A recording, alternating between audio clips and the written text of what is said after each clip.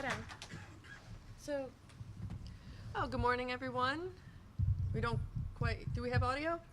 we do. Yep, I can hear okay, us. perfect. So good morning, goedemorgen, for anybody watching from the Netherlands. You might have noticed that our network, if you've gone to Google, we're on Google Netherlands. And we thought that this might be just because we had the stroopwafels, but in fact it's because the knock here is funny. Anyway. Yes. So, you've got the clicker. I have the clicker. You have the clicker. Click. So, I'm Chris Kubecka, and I like to call myself a fun-loving hacker because that's what I do. I like to have fun hacking. I also advise the UK government and the US government on protection of critical national infrastructure. So keeping the lights on, keeping the water going, keeping your public transport, your nuclear facilities up and running in case somebody very, very naughty wants to attack your country. However, part of that is making sure that the rest of the things work. That's why we're going to be discussing water. And I'm Alicia Sterling, and I'm a very grumpy humanitarian hacker. I'm the executive director of Geeks Without Bounds. So Geeks Without Bounds supports humanitarian open source technology, software, hardware, any kind of technology actually that will help a humanitarian issue. Water, energy, medical, democratic engagement, disaster response, you name it. We run hackathons, and in 2015 we became the global caretakers for the Random Hacks of Kindness community. And so we run rock events, the big global events every June and December, as well as lots of other subject-specific events throughout the year. And then we have an accelerator program that helps take the most promising projects out of those and helps them figure out how to become sustainable and deployable.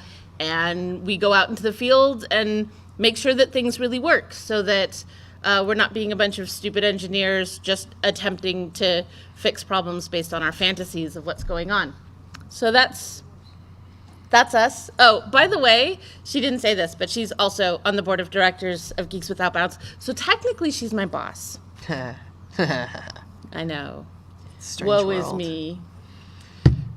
So, water projects in low resource countries. So, I can't actually see any of you with the lights in my eyes, but who here has donated money to help bring clean water to an African village? Yeah, a few people.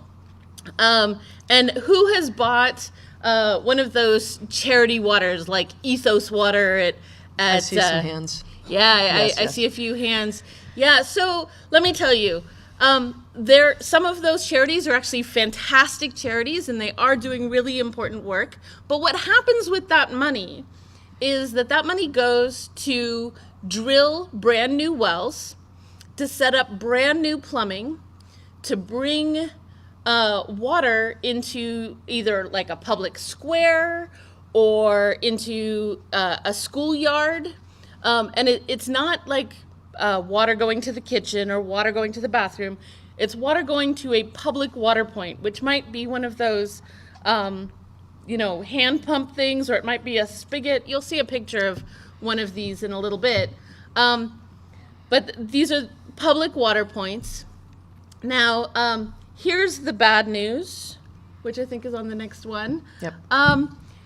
So within 2 years, most of those water systems that have been set up will be broken. And once one of those water points is broken, it will take an average of 4 years to fix. 4 years to get a public water point. Within Tanzania, at this moment, 60% of all public water points in the country are non-functional. They may be non-functional because they don't have a handle. They may be non-functional because somebody has destroyed the pipe further down the line. There are a number of reasons why it might be non-functional. But there is no money to fix things. This is the world of international aid. There's money to do new things, for new developments, for innovations, but there is no money for maintenance. In fact, the project that Geeks Without Bounds is involved with in Tanzania got its grant to work on water infrastructure maintenance by calling it an innovation in water infrastructure maintenance. All right, so getting water to Tanzania. As you can see, there's a water point that's up in the your right-hand corner. Sorry, I don't even know my right and my left because I'm dyslexic under normal circumstances. But anyway, so that water point, I don't know how well you can tell, but it's a non-functional water point. That is in front of a city hall. It should be the place where people can get their clean water, but there's no handle to turn it on. Now, directly behind that building, that city hall building, there's this field. And the larger picture that you see on your left is some children going to what amounts to a small pond behind City Hall that has water. This was during the rainy season, so that pond has water. In the dry season, it will not have water, so the children will have to walk even farther to get water. The pond is not a clean, protected water source. And it has sediment in it, it has bacteria in it, God knows what else it has in it. I didn't personally test it while I was there. But I'd like to tell you just a little story that happened at one of the workshops that I was at. In fact, this was a workshop that happened at that town, but it is not a story about that town. So we had a workshop to teach people how to use this new system that was developed at one of our hackathons called Taarifa. Taarifa. And the idea behind this is that a citizen has a cell phone. Everybody has cell phones. They use cell phones for their banking, for paying for things. So if you see a broken water point like that one up there, you can send a message using USSD, which is basically the same protocol that WAP goes over.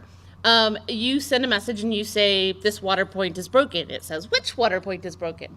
And it gives you options, and then you pick the number for the water point, and then it says, how is it broken? Is it muddy water? Is it not working at all? What's the thing? So you answer the questions, and then after this little session that goes back and forth, it says, thank you very much for your report, yay, and then that goes into a database system that allows the community organized water service organizations and the district water engineers to see what's happening, what's broken, what's fixed. They can send people out, they can track how long it takes to get things fixed. So we were having this workshop to teach the people how to use this tool. And we had a lull in the workshop, so I asked for stories. What happens when your water point is broken? And there were a bunch of people that stood up and, explained things. And one of the gentlemen stood up and he said, well, we really don't have any problem. We don't need public water points that much because we live right next to Lake Victoria. So we have lots of clean water available to us. The only problem is that every so often somebody gets eaten by a crocodile. Every so often, We don't need a public water point. So, I came away from that just feeling absolutely shocked that it was so difficult to deal with the bureaucracy of getting your water point fixed and maintained that people would prefer to, sacrifice a few random people to the crocodiles in the need to get their water. So we'd just like to take a moment to talk about sewer systems. Do you want to? This is a sewer system in Tanzania, and funny enough, the World Bank thinks that open sewage systems are an acceptable thing to fund, but yet not biodigesters and certain other maintenance on infrastructure. And as you can tell, anytime you have an open sewage system like this, there is a bunch of nastiness that is going to occur. And there are really a lot of people that die because of the unclean water. There's even blindness, parasites. It's all the nasty stuff that you never wanted to think about ever in your life. Yes. Also, that these open sewers, it's untreated water. It goes back into river systems that then goes back into the water that people are picking up, right? So remember, the 60% of people who should have access to clean water who don't, plus all of the people who just don't have access to clean water, they're going to get their water from whatever water source is handy. If there's a river and the water doesn't look absolutely disgusting, they're getting that water.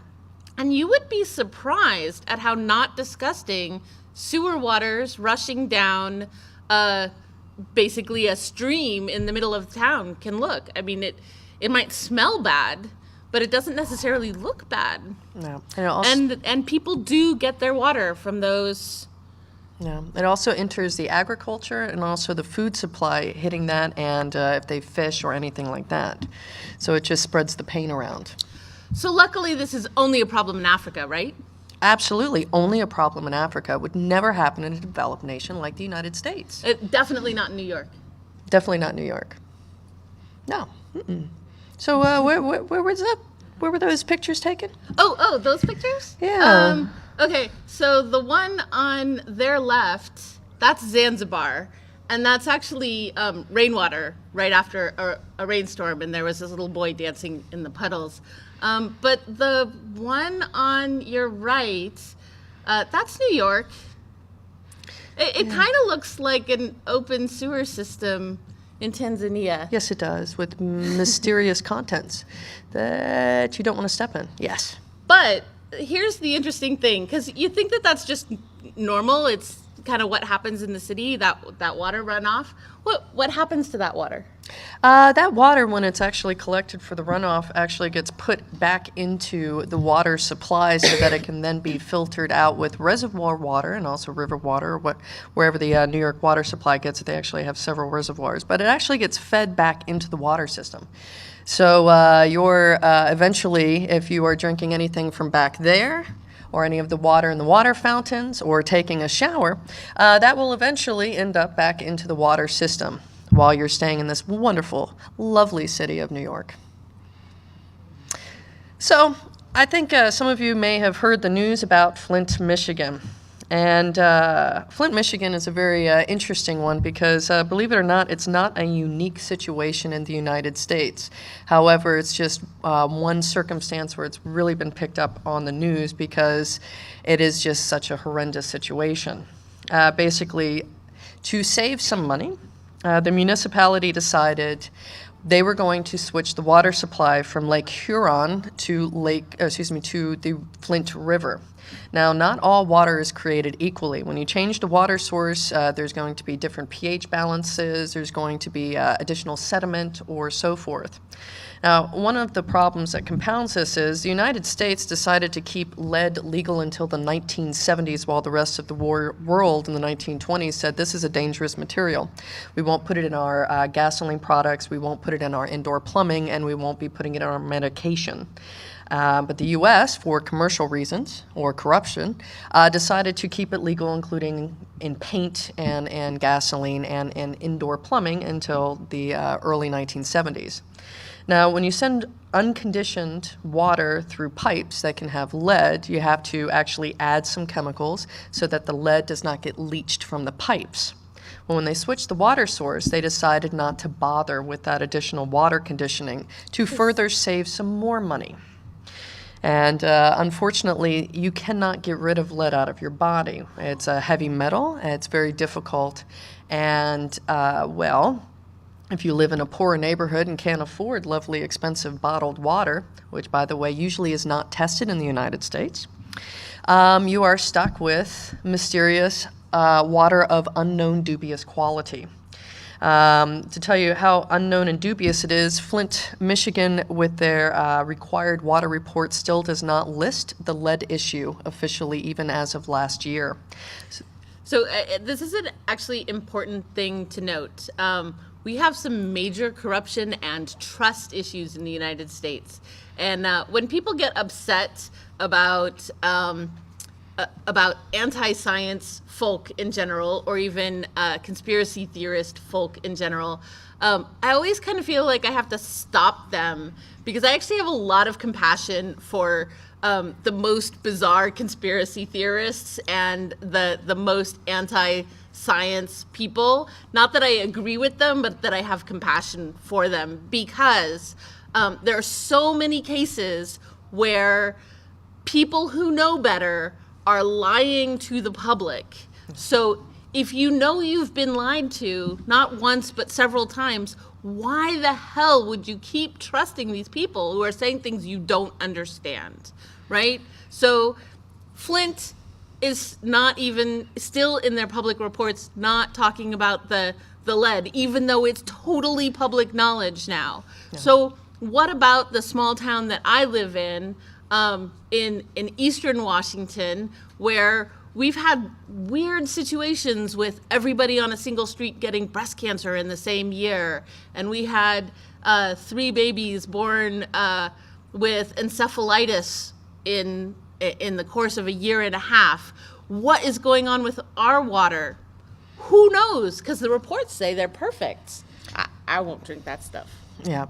So it was known pretty early on after the switch from the water sources that General Motors complained and said, what's going on with the water, because it's actually corroding our metal parts in our factory. So even though they were trying to save money, the municipality, they gave GM a free gift of $400,000 for a super duper water filtration system as a gift, remember, just for General Motors. Now, a local hospital had raised concerns because they had several patients die of something called Legionella. It's a form of pneumonia. And they had complained to the city and said, we think that there might be something wrong with the water. And they said, well, you're going to have to fix it yourself. So the hospital had to fix it to the tune of 7 figures to fix the water and to ensure that it was actually disinfected before it got to their patients. Right. So the GM factory actually got even better than just filtration. They actually got that Detroit water. They got their own pipeline of the good Detroit water from Lake Huron, as opposed to everybody else. And the hospital where people were dying had to put in their own filtration system. I mean, the entire value system is completely messed up. Just to make you even a little bit more angry, as part of the work with Geeks Without Bounds, I've been talking to some people who are doing work on the ground in Flint. And part of what they're doing is bringing bottled water from safer places to the people of Flint. If you want to distribute bottled water in Flint, you're supposed to do it at one of the designated water distribution locations. And you have to, A, trust that when you drop water off at one of these designated locations that it's going to be distributed, and B, anybody in the city who wants to go get this water that's being distributed has to go down as if they're begging for charity to one of these water distribution locations.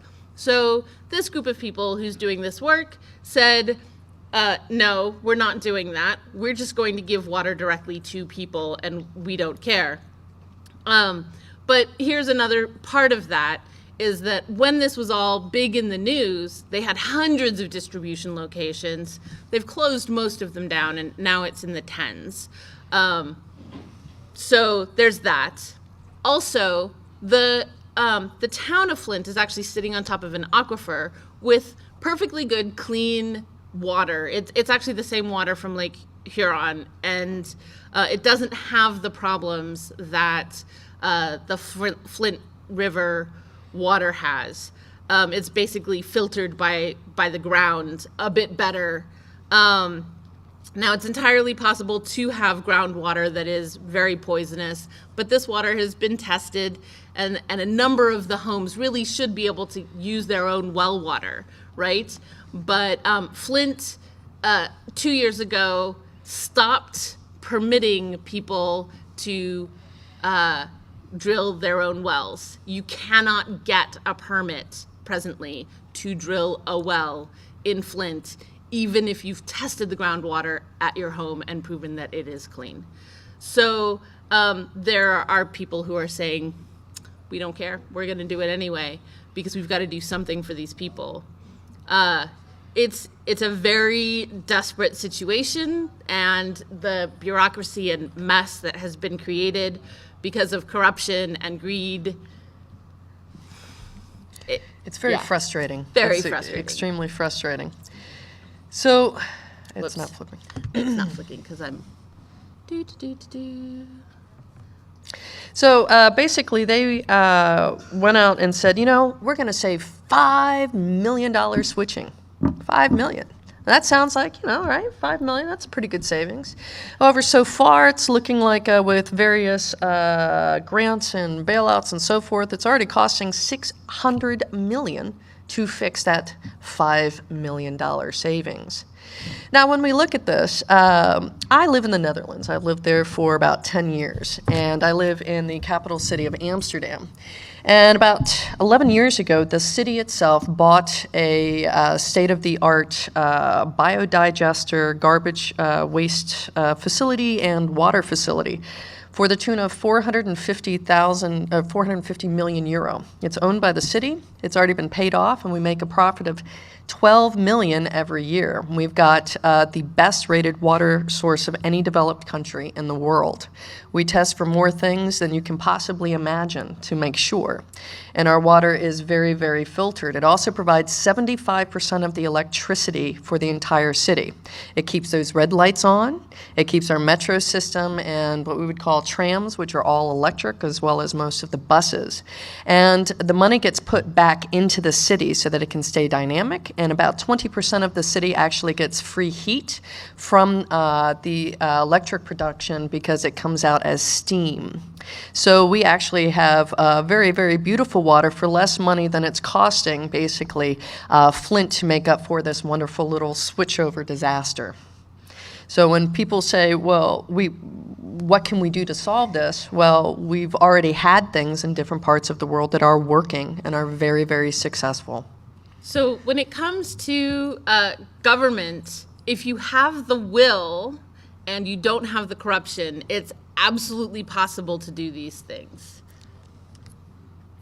So this is a map of the United States, and what it's showing is problematic water areas. And I don't know if you can see the map where it shows pretty much kind of a darkish red in the New York, New Jersey area.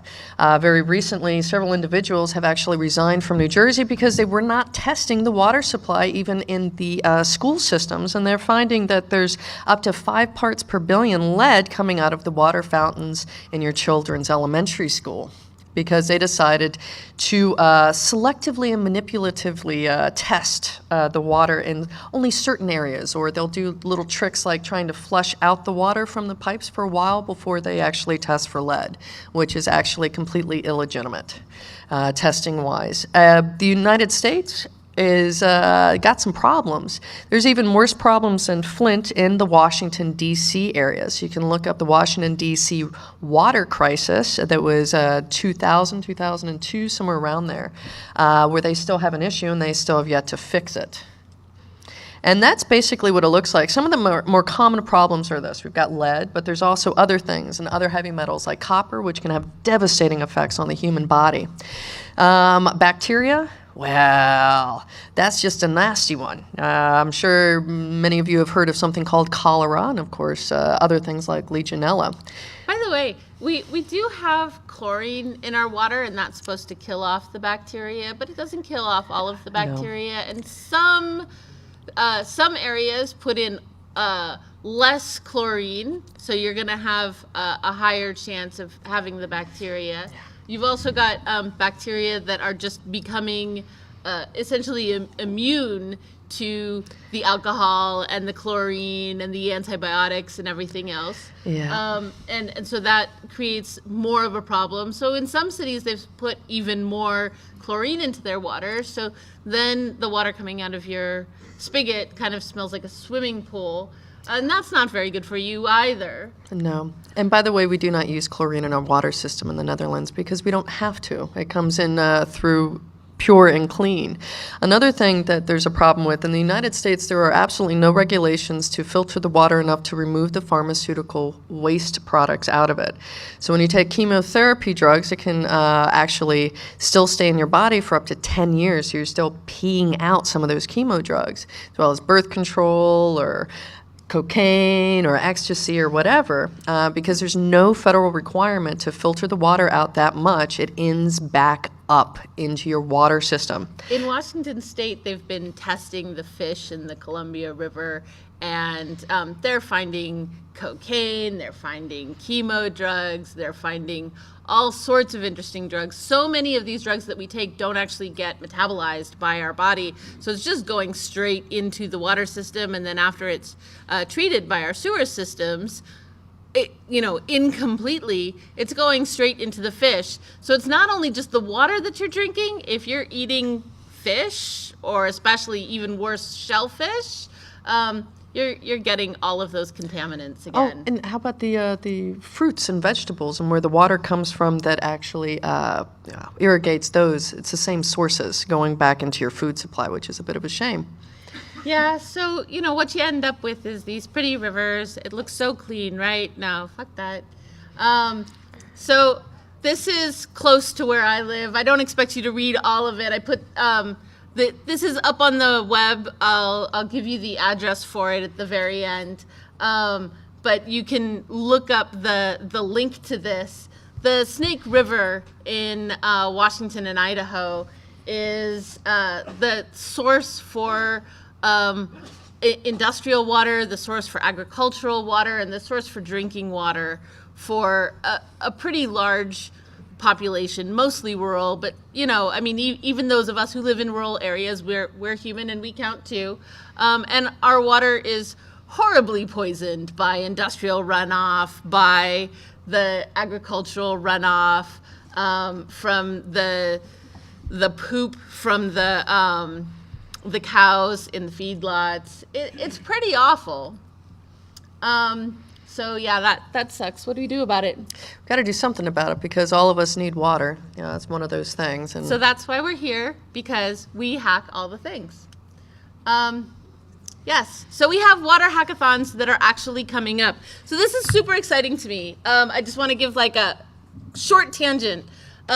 So the Random Hacks of Kindness community is this global community. It was started by other people. I had nothing to do with it when it first started. There was a consortium of organizations: NASA, World Bank, Google. Who else was involved with it right at the beginning? Microsoft was involved with it in the beginning, and there was another organization called Second Muse that was the global coordinator for this, and all these companies were funding it, and there were events every June and every December, and it was great.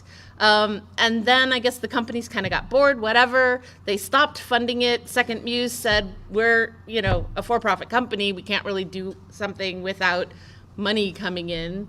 That we have no contract. We're not doing this anymore. So they just went, okay, somebody else has to take this over.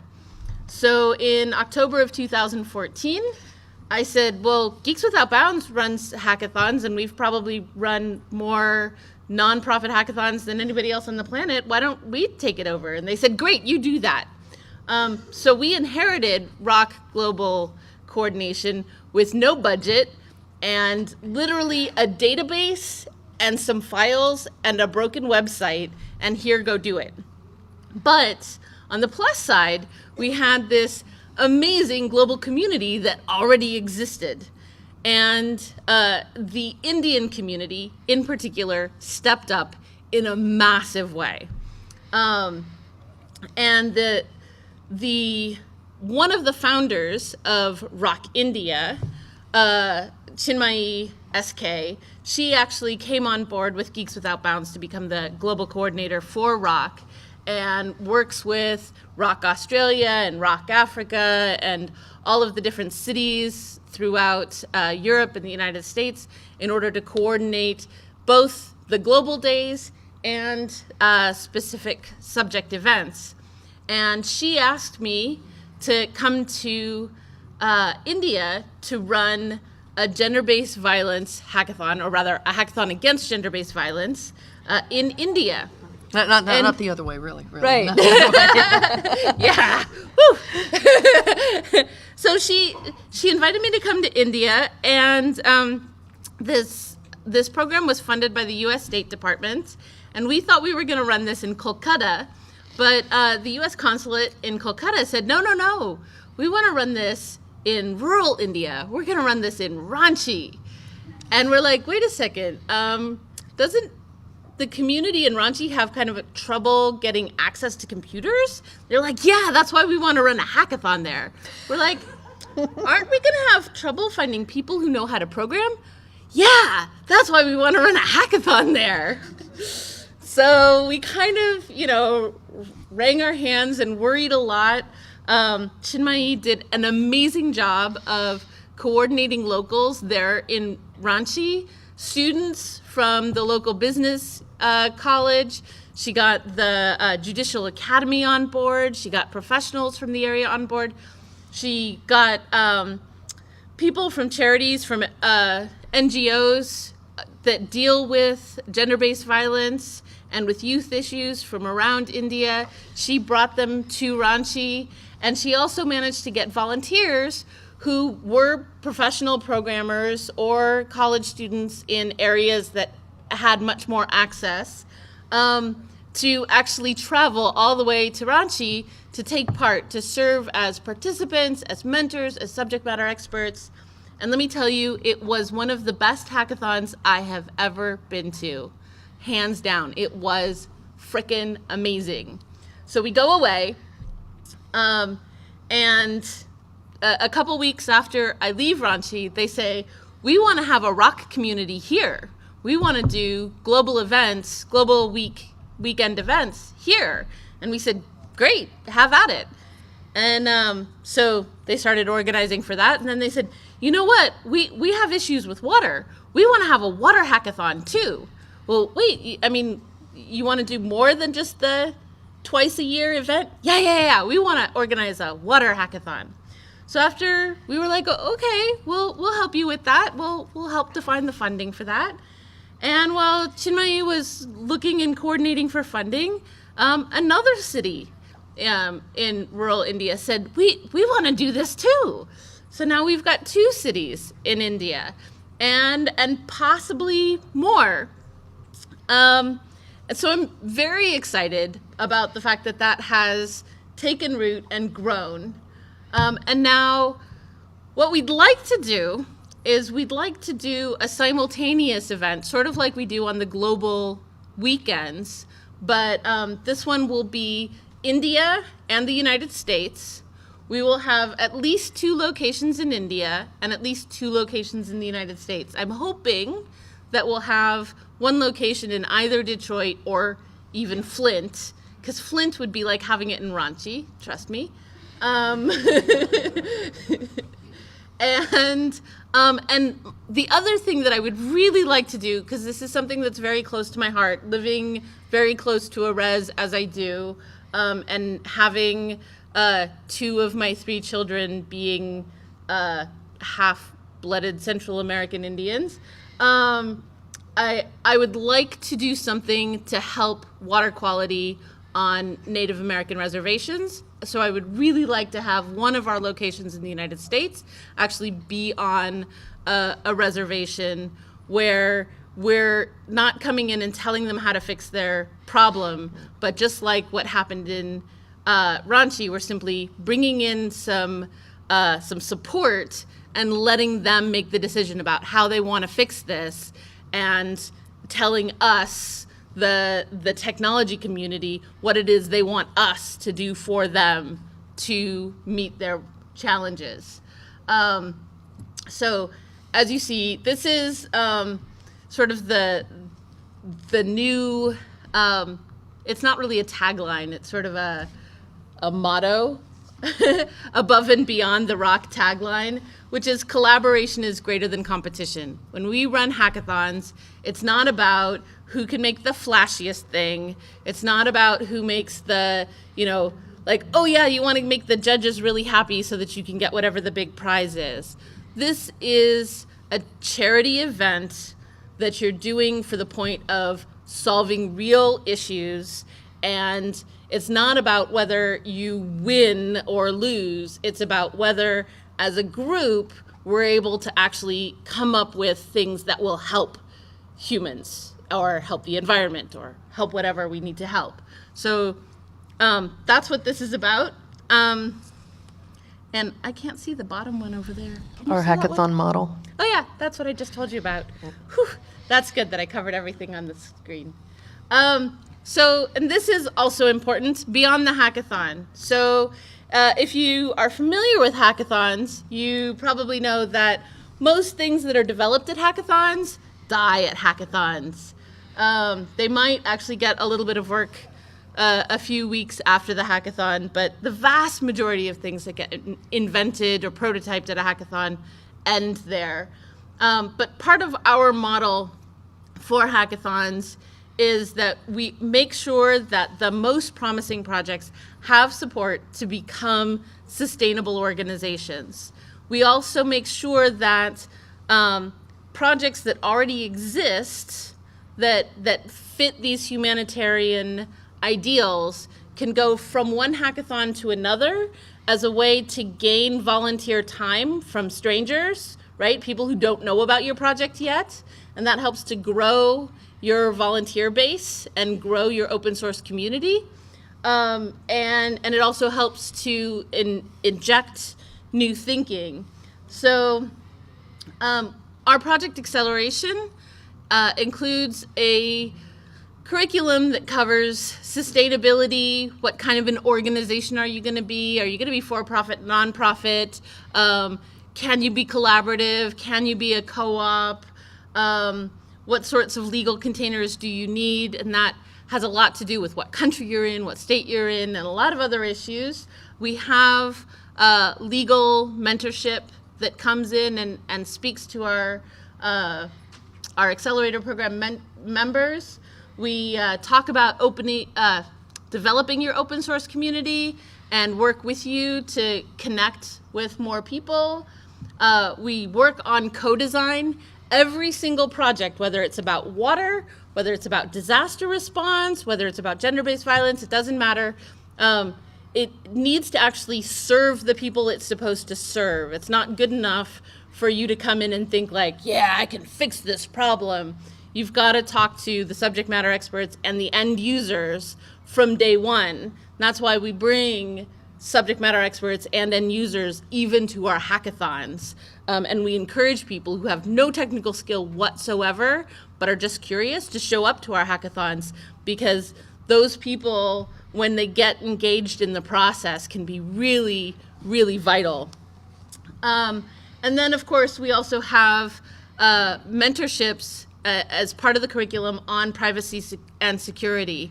There's a whole nother area, a whole nother talk, actually, that I won't go into about one of the ROC programs called ROCSec, where we actually do code audits on open source humanitarian projects and send back bug reports about things that can be done to make the code more secure.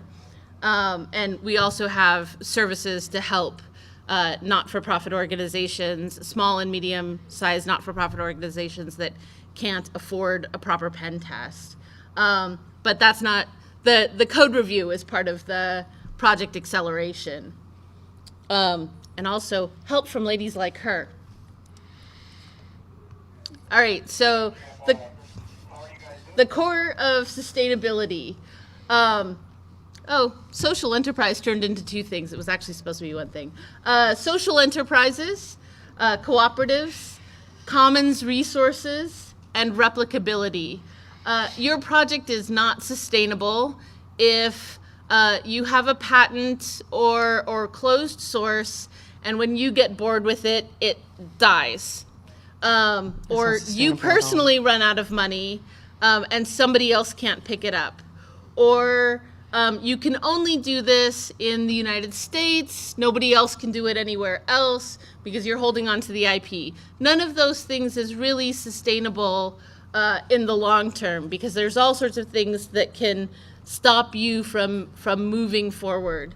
And cooperatives are highly sustainable ways of running business, because if you've got a good governance model within a cooperative, it will keep you focused on the purpose for what you're doing this. That it's not just about making millions of dollars for a couple of people at the top, but it's actually about this larger end goal. And replicability is really important because if I solve a problem in Flint, I'd like to be able to take that resource and replicate it in, say, Coeur d'Alene, Idaho, or replicate that in Everglades City, Florida. yes, Anywhere. or Coban, Guatemala. They're about the So- same water systems. Yeah. Yeah. I'd like to remind you that in our current version of capitalism, money values money.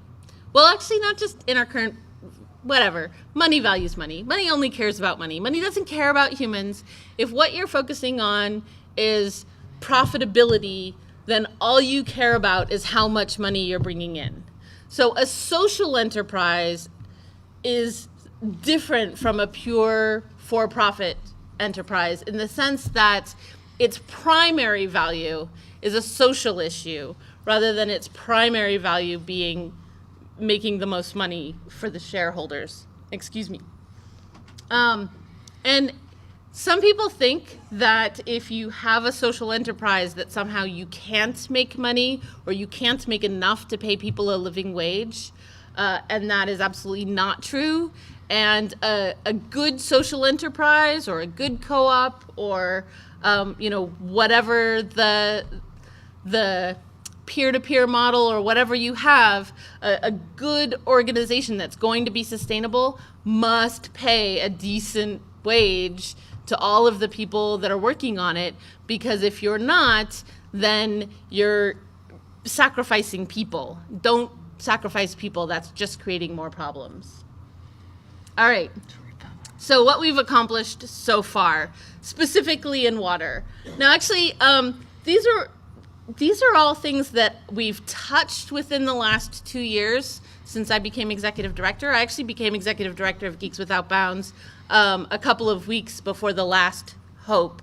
And I was here at the last Hope with the previous executive director, Willow Brew.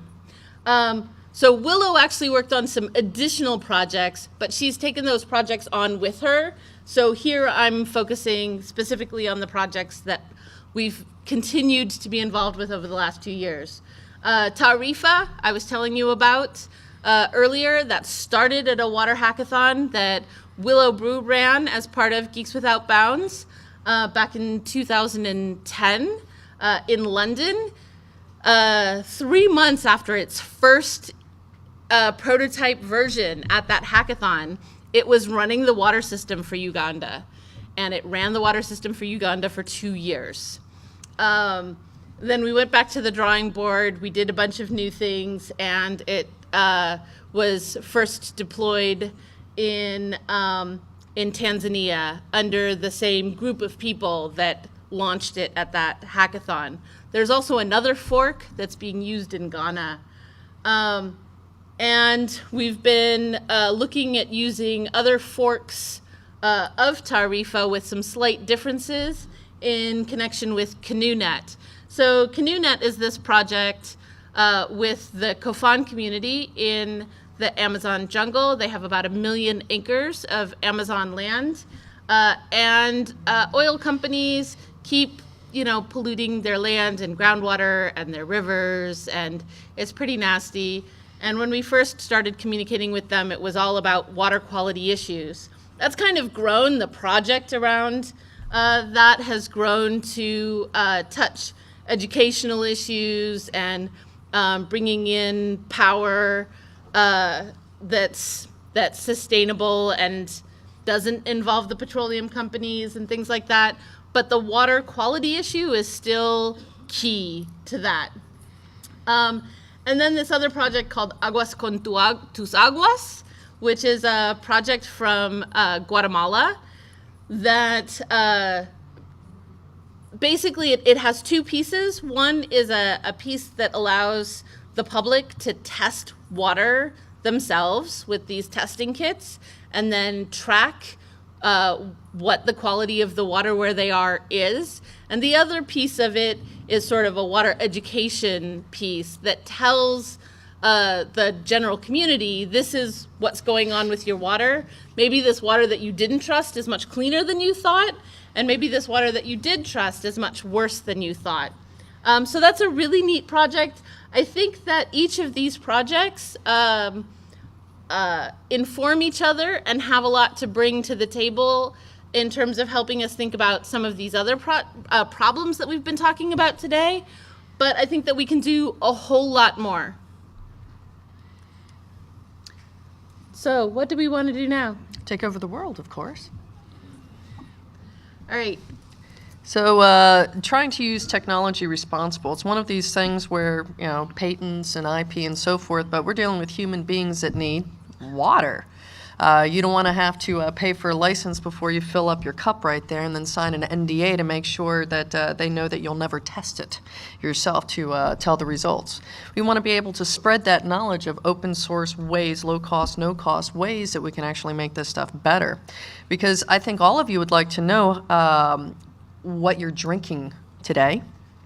I know when I read the New York City water quality report yesterday, I won't drink any water in this city now again. But the coffee that's made from that, never mind. Yeah, damn it. It's called Hackers Gotta Have Caffeine, man. Hackers Gotta Have Caffeine. And if we know that there are problems, we can do something about it, and we can pressure our local governments to say, listen, why aren't we testing for, materials that are used for uranium enrichment? We can get things changed, but we need to know about it. And by the way, one last thing to add, if you are ever curious about your water quality, either from your local government or if you have well water, it only costs about $30 to pick up what's called a water safe kit, which will test lead, copper, nitrates, bacteria, and a couple of other key things so that you can take that information and go, hey, do I need to buy a filter, or is it time to take that job someplace else? So I know this is probably the wrong audience to be giving our Facebook to, but yeah, we do have Facebook, and we're also on Twitter, as you can see. If you'd like to get involved, we have a lot of volunteering opportunities. We've got longer-term volunteer opportunities. Internships can be anywhere from a summer to a year long. Because of our ethics, although we generally start people as interns, as unpaid interns for the first couple of months, we work with you right from the start to try to figure out how to fund you after that. You can also volunteer as a mentor in our accelerator program. Basically, you give about 3 hours of your time to a project, and if you like the project, you can give more time with them. And we do that over the internet, so over Skype or Google Hangouts. So it doesn't matter where you are. You can run a hackathon, a global event, or one of the other subject-specific events. Check out the ROC website to find out how to get a license to do that. And if you've got a great project and you think that it could use the support of the accelerator program, please do apply. I would love it if you sign up for our newsletter. If you go to our website at guab.org, you'll see the place to sign up for our newsletter. That's where you'll be able to find out more details about the upcoming water hackathons, and you'll also have more ways to contact us and get involved. And another thing that you can do, which would be really, really awesome, is to donate, because we don't have, huge grants. We tend to have smallish grants from companies or from government to work on a specific project. The time that we spend tying the pieces together is generally not funded. And we have a huge budget of less than $100,000 a year for 3 full-time people. And all the projects. And all the projects, and all of the flights between different countries, and all of the everything else. Which means that most of the time my flights end up coming out of my own pocket. So your help goes actually a really long way. But more importantly, come to a hackathon, hack on things. Yes, because we really need to make this better. By the way, we took one of those pictures today. Do you see that? Do you see that manhole cover? Do you see that manhole cover? Made in India. Yeah. All right. Thank you. I don't know, did we have any, I don't think we have time for questions. We have Please 2 minutes. Use the microphone if you've got questions. And just ask if it's for Worried Monkey or not. It is not for Worried Monkey. Thank you very much. I got here a little bit late, so I may have missed if you talked about this, but I was really glad that you mentioned co-design, and I was wondering if you haven't done it already, if you could talk to the audience a little bit more about what that looks like when you put it in practice. So what that looks like, it could take a long time to discuss that in great detail, but basically what I said already about bringing the end users, the subject matter experts, and the technologists together in the room from the very, very start. As soon as you realize you have a challenge, let's say you're talking about gender-based violence, right? So we brought together people who had been survivors of gender-based violence, together with people who were therapists or psychologists, and the technologists all in one place to work on the problems together. So, yeah, I'd love to talk more about it, but let me take another question. When you're traveling in a place where the water quality is suspect and you don't know, what do you drink? So I Beer's good. personally, Yes, I heard that. Yeah, actually, Beer's actually a clean beer is drink. good. My son is a winemaker, and one of the things that he told me is that as long as it's got 1% alcohol, it's going to kill all the things. So sometimes I take my son's advice and I just mix alcohol into things, like beer or wine. Some of the places I go, that's not possible. I do boil water a lot.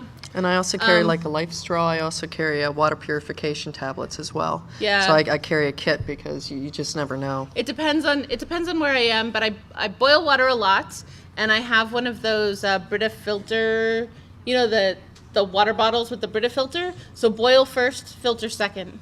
Yeah. Okay, you have time for me? Awesome.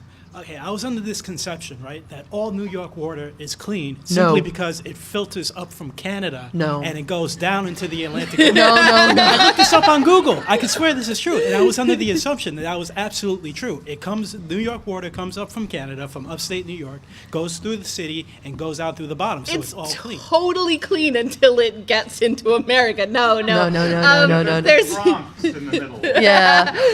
So there are actually a lot of different sources, even in Canada, not to be too, what's the word, annoying about it. Yeah. There are a lot of different points within that where the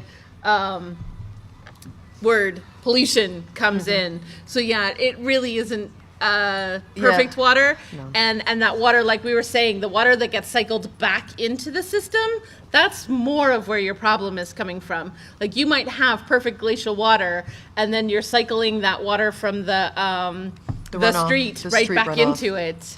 Yeah, also New York City, their water quality report, they rate that if at least 90% of their water passes, they don't count the other 10%. Yeah, so we, Okay, so this Let me- is pretty much it. Time. yes, I just want to give you one thing real quick. Our presentation, if you'd like to see it, is at bit.ly/capital H, capital O, capital P, capital E, number 4, water. Okay, hope for water. Where do you get the $30 water test kits? You can get them straight from Amazon, actually. Cool. Yep, and with Amazon Prime, they'll deliver it the same day in New York City. Thank you so much. Thank you.